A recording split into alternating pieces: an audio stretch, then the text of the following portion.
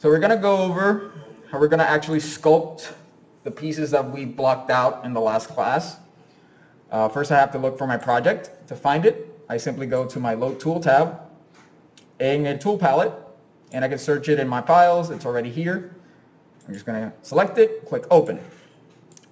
I know it worked because I can see that it's visible in my tool palette on the right hand side. All I do is click and drag my model, and I press Edit. Now I'm able to continue sculpting this model shape. I select this reference because it's the closest one. By happy accident, it kind of already has some of the same proportions. I'm not going to go one-to-one on this, but I feel like some of the proportions in the model are pretty similar where I can have that as a base. Now, right now my model is split up into different parts, into different primitives that we built up. In the last class, I have full control over how I want to generate those shapes. I'm not going to go too in-depth onto how I'm going to actually sculpt the model, but I'm going to show you guys how I would work on it. Now, simply going to do some moving, some adjusting here and there, just to try to match it just a little bit better. Scale that around. Okay.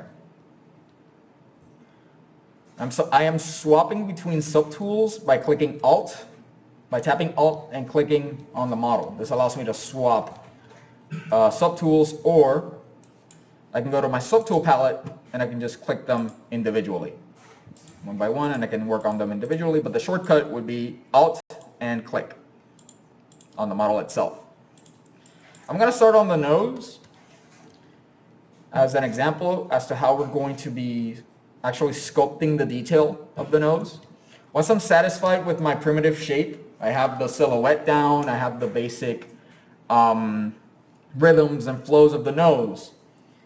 All I'm going to do now is I'm going to redo my geometry so that I can dynamically change it as I'm sculpting and working. I'm going to hit quick pause here again. So, right, I'm done with my nose, or the block out of the nose, and I want to get to the actual fun bit, which is sculpting. I can sculpt with this nose as is, but I'm going to run into a problem, and it's going to become apparent very soon, to where I can't really add that much detail to it. It's going to become very low poly. You can start seeing the faces stretch out. If I hit Shift F, I can see the wireframe, much like Maya. And you can start seeing what's happening here. You know, I have a bunch of triangles here. I have these faces that are becoming very stretched. So I want to be able to update this geometry as I'm working without having to worry about deforming it or breaking it too much. In order to do this, I need to enable Dynamesh. Dynamesh is found in my Geometry tab. Right? Here's my subtools. I can scroll down, find Geometry, and right here is my Dynamesh tab. You can click Dynamesh, and watch what will happen. The mesh updated.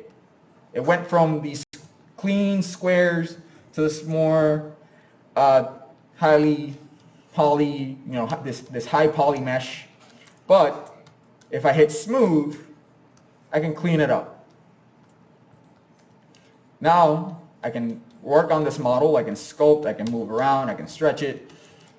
And if I click Control, if I tap Control and I click and drag, I can update that geometry. I'm going to show you an extreme example of what happens if I break this geometry, if I stretch it out. And if I Control, click and drag outside, it'll update it. Right? It went from these low poly faces to now a bit more high poly, a bit more detail. So the dynamic of working with Dynamesh is that every time I sculpt something, I'm going to be clicking and dragging outside of my screen, even if I'm not doing anything major. I might just be tapping here to add more volume with my Dynamesh, and every so often I'll click and drag just to clean it up. Eventually, I'm going to run out of detail or resolution in my Dynamesh. In order to increase it, right here in my Dynamesh tab, over here, I can increase the resolution. I wouldn't recommend going over 300. This is 300, but it's actually 300,000 in resolution. You can think of it this way. Right now, it was at 128,000. Now it's at 328,000. For faces, my typical workflow, I stay between that range of 128, and maybe I'll crank it up to 320. Notice that every time I increase this resolution, right here in my active points, if I smooth it out, it'll increase because I increased the resolution.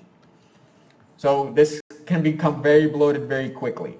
That's why we keep it at a slightly lower range. For sculpting right now, I'm just swapping between my move and my clay buildup brush just to give it this bit of a nose shape to my character. It's always nice to have a reference in hand. Even though I'm not going to be matching him identically, he does give me somewhere to start from.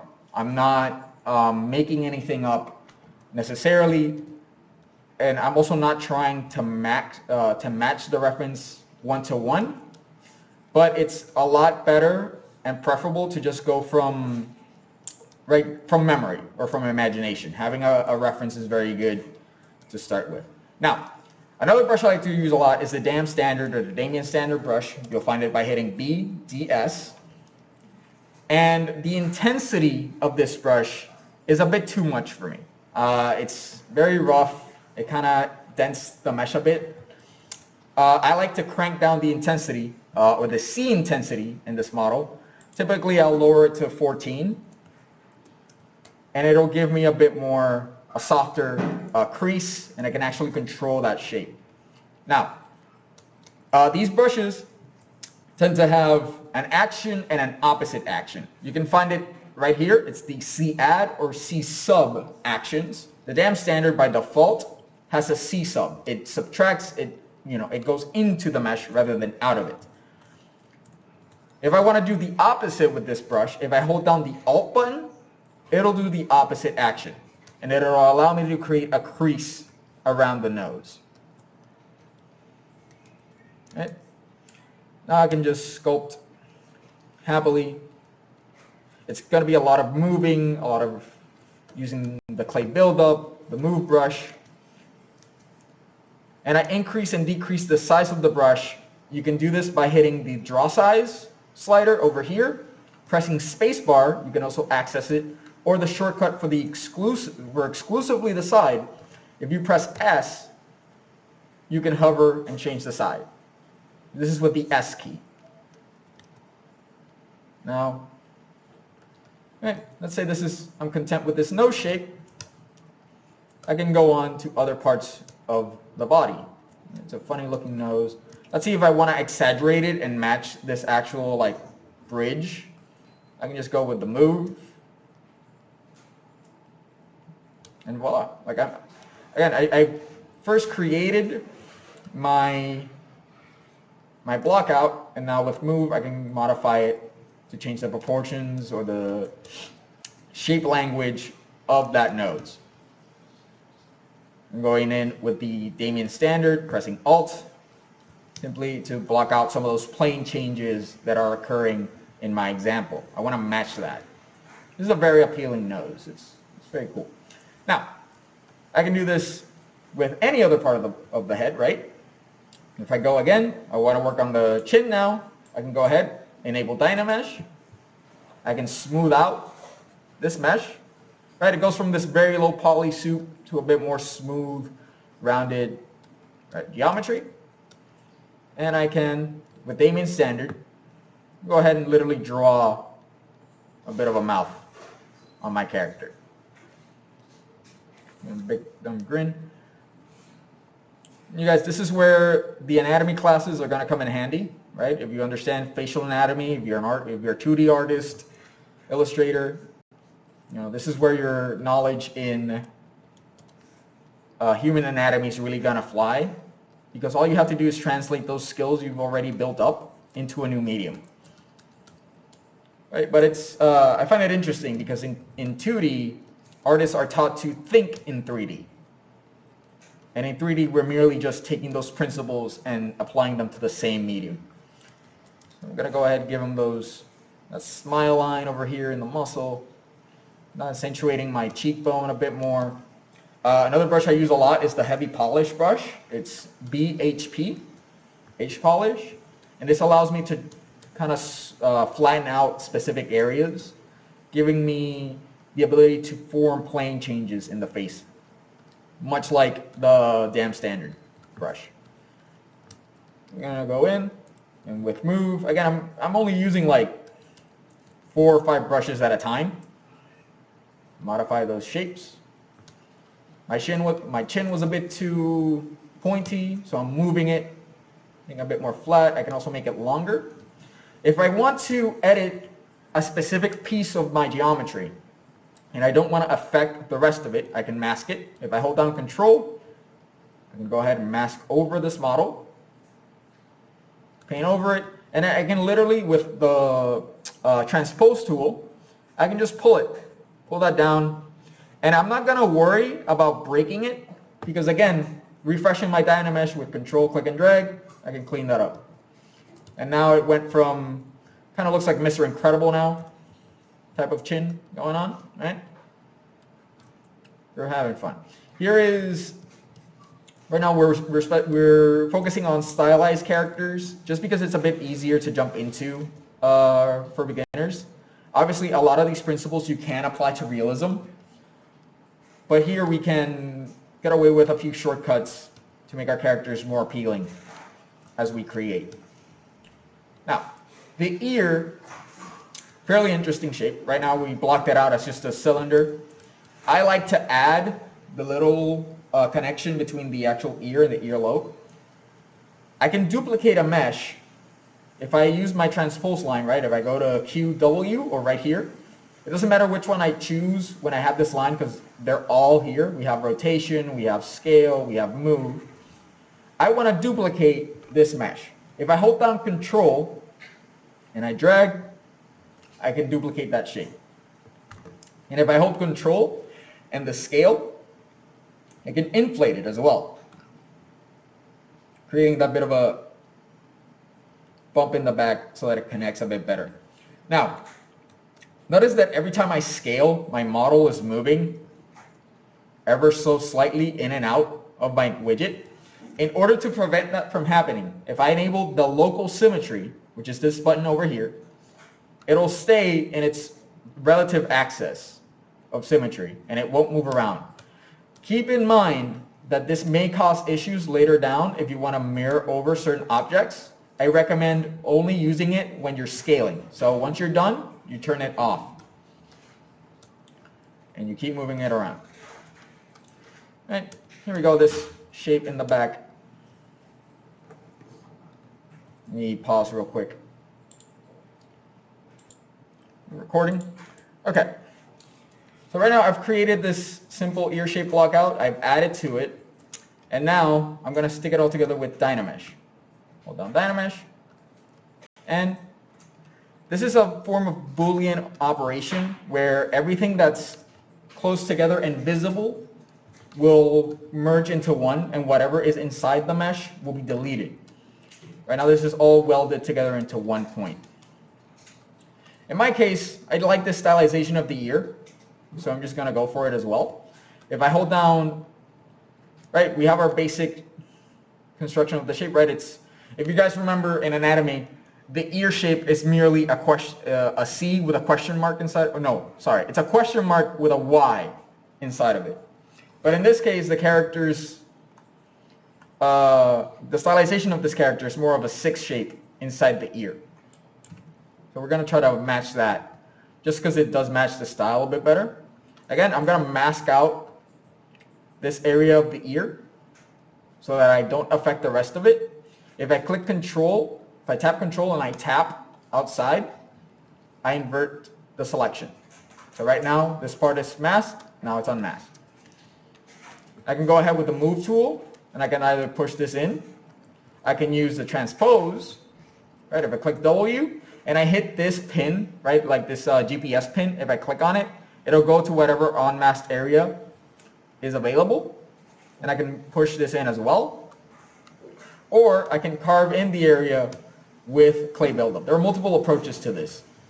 So, you can pick your poison in this area. I'm going to go ahead, continue to carve in this area as well. I'm having some clipping in the head, so I'm just going to move it to the side a bit more, and I'm going to refresh my Dynamesh. Remember, control, click, and drag outside of, into the canvas, outside of the mesh, and we can continue. I'm going to try to match this 6 shape, not 1-to-1, just a bit, carve in here a bit more. And with the move brush, BMV, you can do this little lobe coming into the character. In the reference image, the ear is a bit more inflated, a bit more chunky. It's supposed to be like an older character, like an old man character. And go in, damn standard, line out that shape, and we can leave it as is for now. The head is going to be relatively easy. I'm going to teach you guys how to do eyelids and insert the eyes soon. But again, it's the same process. I select this mesh, I turn on Dynamesh, and I can smooth out the area out a bit cleaner. I'm not going to do too much here. If you're satisfied with the block out like I am, I may maybe tweak this a bit more still, just to get a slightly better shape for the skull. Ever so slightly. I'm going to move my reference. But I'm not going to do too much here. And the neck, same process. I click Dynamesh, and I smooth over the character. And then with clay buildup, I like to do this muscle of the neck. I forget the name of this neck muscle. It's the... yes, it's it's like this really long name for the muscle, but it's in stylized characters or even real life people. You can see this muscle pronounced in more people than others. I'm really using this move brush to my advantage. All right, let's do the eyes. We're going to create a quick eye shape. Remember, if I want to insert a new shape into my canvas, all I have to do is go over to my subtool folder, insert 3D sphere. And I've created, right, I've added a new element. If I go now with my transpose tool, I can position it. I'm going to pick, it's typically best to work from left to right to position, because the mirroring works from left to right. So it's better to work on this area first, and then we change position. So I'm going to go ahead. Once I'm satisfied, I can go ahead and go to Geometry, Modify Topology, and this button over here is called the Mirror and Weld. If I click on it, it'll mirror over any geometry I've created. Remember to turn on symmetry when you do this. Right now my symmetry is off. To turn it on, I press X. Move the character around. Right? Gonna position it around, scale it a bit. And I like to do this early on. I like to have the eyes at least colored so that I know the proportions of how I'm going to modify the eye. So I can give it a new material and color. If I go over here, right, my material palette, and I click, I like to use the Skin Shader 4 for eyes or Toy Plastic. Toy Plastic material is all the way down here. And it's a slightly reflective material that I can, fake the specularity of the eye. Our eyes are slightly shinier compared to the rest of our, our skin. So this material kind of gives us that effect. Over here is my color palette. I can go over and select the color I want to add. Usually, it's a good idea to, whenever we're coloring anything, to go slightly off white, not to use 100% white. So I'm going to go for this slightly, yellowish eye color for now. In order to actually give it that color, I need to go all the way over here in my color palette and click Fill Object. I'm going to click Fill Object, and now the color is pasted into that material, right, into that sphere. I'm going to also click over here. This is my material channel. I click on that as well, and I'm also going to go to Color, Fill Object. The reason I'm doing this is because now when I change my material, it won't affect my mesh, the rest of it. Only the eye is going to have that color and that material specifically. If you look over your subtool folder, you'll notice that the brush icon is now turned on. This is that this material or this object has a material assigned to it or colors assigned to it. I can turn them on and off by clicking on the brush icon. Now I want to paint. I want to add color. I want to add the actual eye. If I go to Shift F, I'm going to rotate these eyes 90 degrees. If I hold down Shift, you can see that at the bottom I have the numbers snapping into place. Right? And I can position it, and I can turn this off by hitting Shift F again. And now I'm ready to use another brush, the paint brush. If I press B, P, and A, I enable paint. Right now it's on the RGB channel. All I have to do now is just select the color. In this case, I'm just going to go for black because I just want to do the main eye shape itself. And I can drag and paint in the color. And I can swap back the palette to white. Right now he's looking kind of creepy. He doesn't have any eyelids. He's just staring into your soul. I'm going to show you guys how we can do the eyelids a few ways. The most complicated one, I would say, maybe not complicated, but it takes a bit of practice to get good at, is simply sculpting the eyelids on the mesh itself. You can literally paint in those eyelids or sculpt in those eyelids with clay buildup. Generate that shape bit by bit. Things like the eye bags later on, once we merge everything together, I can sculpt. I can sculpt those eye bags later on in my model. But right now, if I created those, if you guys created, right, the actual sockets for the eye in your blockout, you can just sculpt over the clay buildup and generate a simple eye shape. And then with Damn Standard and Alt, you can go ahead and keep refining. This is going to take a bit of practice. I don't expect you guys to get it off your first try.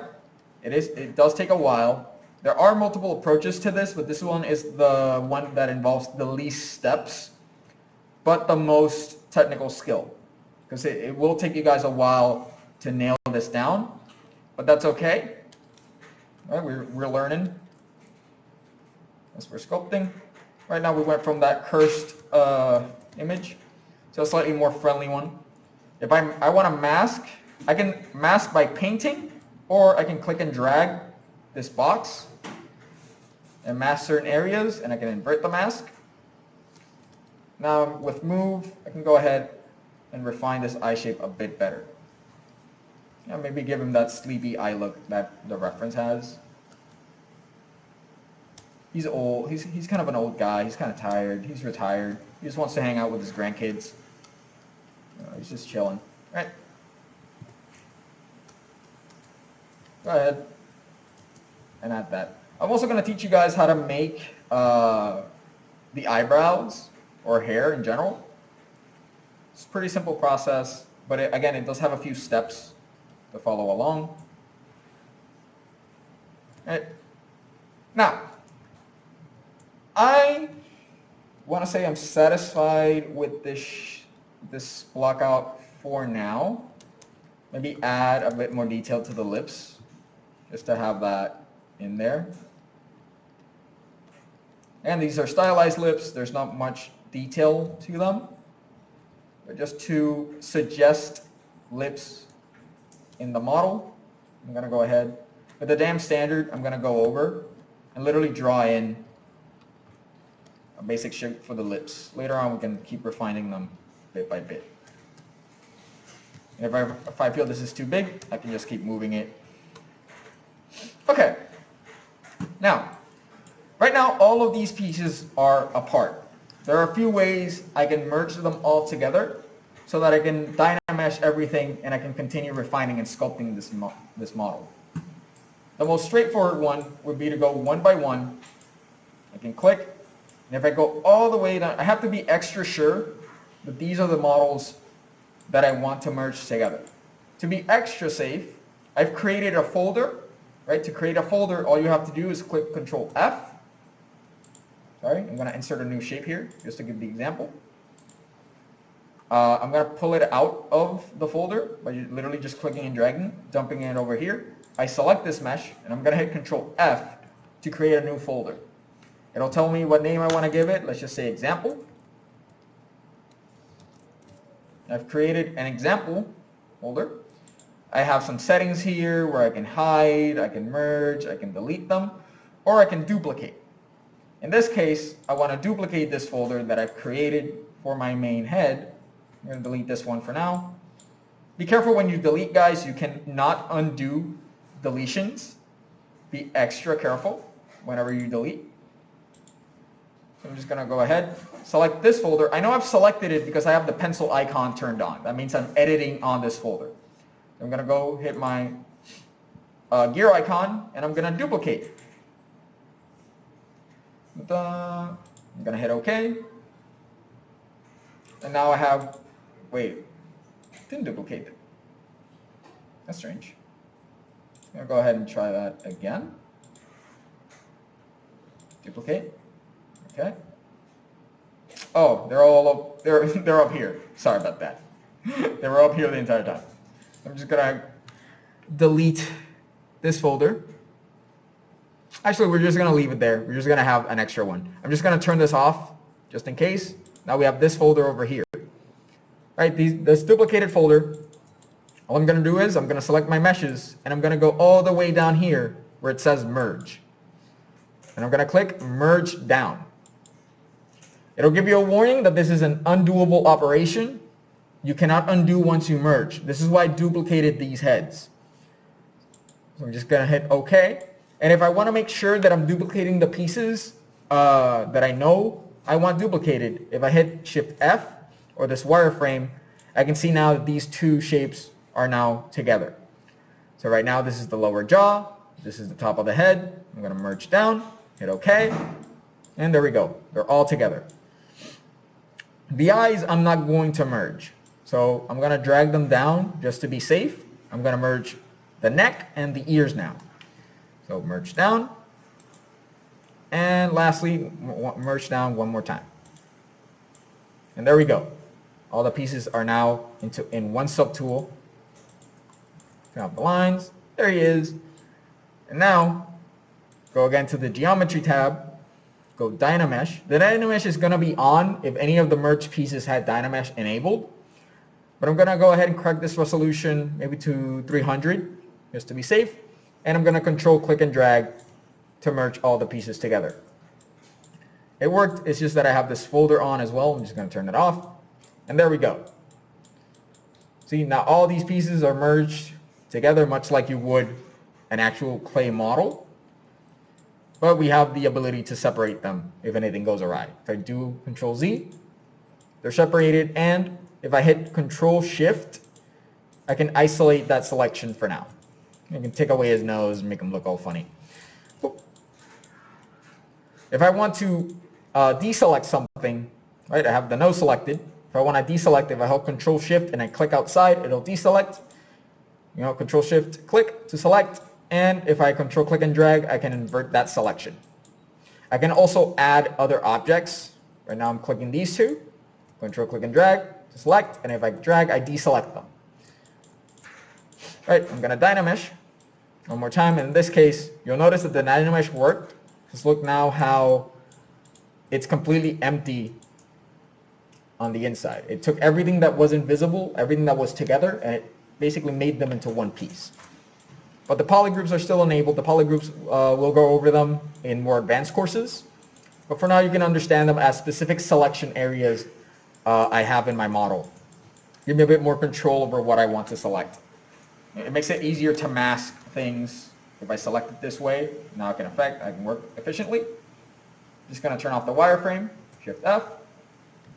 I'm going to go ahead and smooth over this new geometry. I have solo mode enabled. Solo mode is all the way down here. If I click it on and off, solo mode, all it does is isolate my selected subtool. Right now, since all we have is the bust, that's what it's going to be isolating. I'm going to go over with smooth, clean him up a bit more. Right. And I can add more detail to him all in one piece. You could have started with a simple piece at the beginning. Oh, one thing, quick thing. One thing I like to do with my clay buildup is I don't like this blocky shape it generates whenever I draw. It's because of the brush alpha, which is right here. Right? It's a square shape, so it's drawing squares. If I go over to the alpha, I can turn it off, and now I have a softer brush to work with. A bit more appealing. Helps me block in shapes a bit better. Now I can really go in here and sculpt all these pieces. I can give them those eye bags. Again, he's our tired grandpa with clay buildup. I modify clay buildup and really add to him those little details he was missing. Maybe I can give him the crow's feet with a damp standard. Right. He's old, but he's had a happy life, all things considered. So he smiles every once in a while. And with pinch, I can go ahead and also maybe detail this area a bit better. I do want to give him right where his brows would be. So I'm going to go with clay buildup, draw that in. Damp standard allows me to refine those shapes a bit more. And move just lets me make drastic changes. If I don't like how something is going, I can mask certain areas. And if I click my mask, I can blur it. And if I Control-Alt click my mask, I can sharpen it. So I can do this process where I can grow and shrink my selection. So I can blur that mask. Now I can go with the clay buildup. Maybe do that little bit of fat that forms over the eyelid. Let's give it a bit more detail.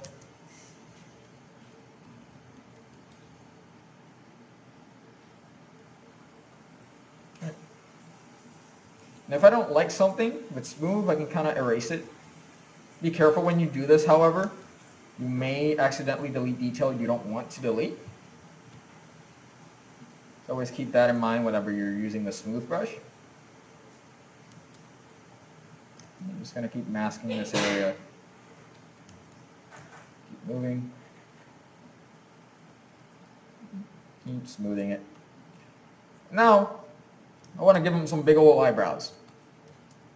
In order to do this, if I paint with the mask brush, literally painting that shape, go ahead and paint that in there. Doesn't have to be perfect. Just say, this is good. Sharpen it a bit, maybe blur it. I'm going to go to my subtool palette again. And I'm gonna go all the way down to extract. Extract.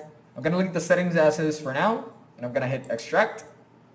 And I can't do anything yet. If I move it, it'll disappear. So I have to hit extract, and once I'm certain, I'm gonna hit accept. And now it's a separate piece of geometry. In my model, it created it right here. Extract 1. And I can turn on Dynamesh. Once again, smooth that in there.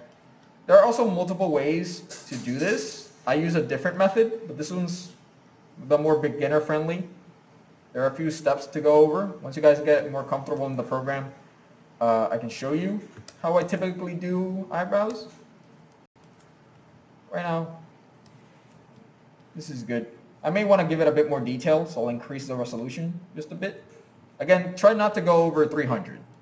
This isn't a hard rule, but it's just from personal experience. I really never needed to go above that number whenever I'm working. And again, the more resolution, the more active points you create, the heavier your model becomes. So keep that in mind. It will impact performance. Keep modifying. And this isn't the final model. I may come back to this, I might give it like a few hours, come back after the recording's done and say, oh, I don't like certain areas. I can tackle that with patience. I'm just going to go ahead, maybe give it a bit more detail here. So the chin, if I don't like the eye shape, maybe they're too big, I can just mask them. Soften that mask up. Oh, open that mask up again. Invert it. Invert that mask, and with move, and if I enable local symmetry, maybe shrink them a bit. If this happens where the mesh kind of looks like it overlapped, if you move, it'll refresh the canvas. It's a little bug in ZBrush. It's a quick fix. Maybe shrink the eyes a bit more. Gives me more space to maybe include, right, the smile line, the character, bit by bit. It's a really wonderful model to work from. I really like it. Stylization is great. Now, damn standard.